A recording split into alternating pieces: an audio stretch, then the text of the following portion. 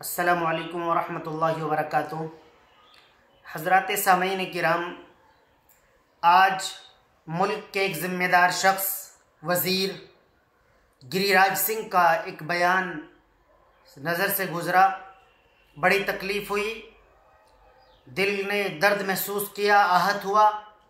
और मेरा ही नहीं, मैं समझता हूँ कि मुल्क के हर उस बाशिंदे का जो दारुल उलूम देवबंद से, उलमाए किराम से मोहब्बत रखता है, उसका दिल आहत हुआ होगा कि गिरिराज सिंह कहते हैं कि दारुल उलूम देवबंद से आतंकवादी तैयार किए जाते हैं। नहीं, आपने शायद तारीख के औराक को पलट कर नहीं देखा है, आप मुताला नहीं करते हैं, आप इस तरह की नॉलेज नहीं रखते हैं।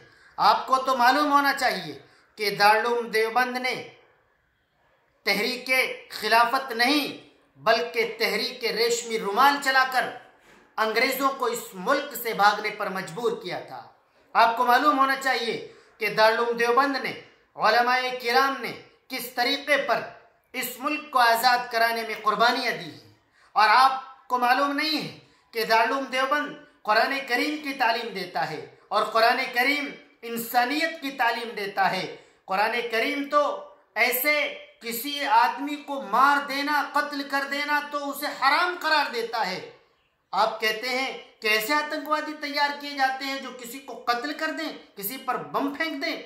नहीं, बल्कि कुरान और हदीस और हम सब के महबूब नबी सरवर कौनैन ताजदार मदीना मोहम्मद अरबी सल्लल्लाहु अलैहि वसल्लम तो ये फरमाते हैं कि अगर कोई मुसलमान किसी इंसान को अपने हाथ से तो दूर की बात, अगर जबान से भी कोई बात कहकर तकलीफ पहुंचाता है तो वो कामिल मुसलमान नहीं हो सकता। तो आप कैसे गुमान कर सकते हैं जिस नबी की तालीम ये हो कि किसी इंसान को आप जबान से भी तकलीफ ना पहुंचाइए, और वो नबी, उसके मानने वाले उलमा और उसका अलमबरदार तर्जमान दारुल उलूम देवबंद इस तरीके की तालीम दे कि कोई किसी पर जाए और अटैक कर दे। कैसी सोच रखते हैं आप? क्या चाहते हैं आप हमारे मुल्क से? आप हमारे मुल्क को वही हिंदुस्तान रहने दें, वही भारत रहने दें जो गंगा जमनी तहजीब का अलमबरदार कहलाता था। आप हमें आपस में बांटकर सियासत मत कीजिए।